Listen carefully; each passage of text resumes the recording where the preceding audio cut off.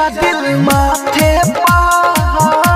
चढ़ाई हा छठी घाटे पा ले जा दिल माथे पा चढ़ाई हा छठी घाटे पा ससुर से आइल बारू करे जा पिया के नाम लिखी हाथे पा ले जा दिल माथे पा चढ़ाई हा छठी घाटे पा ले जा दिल माथे पा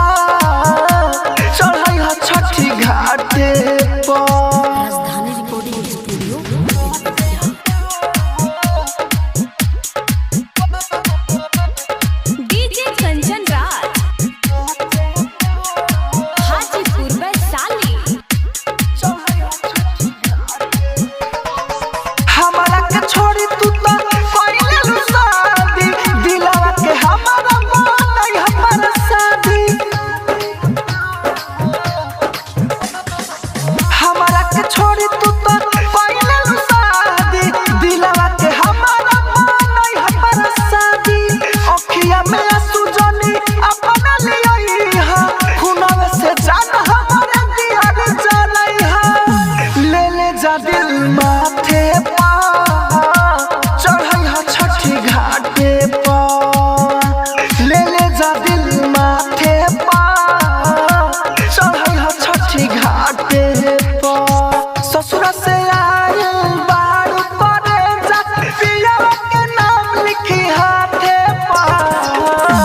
ले जा दिल माथे पा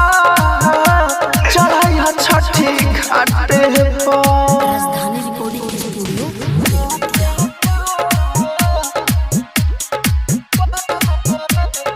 डीजे कंचन राज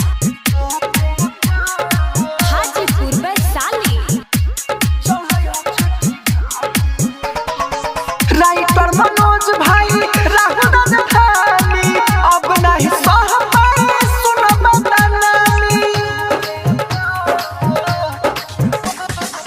राइटर मनोज भाई राहुल राजधानी अब नहीं सह पाए सुन बदनामी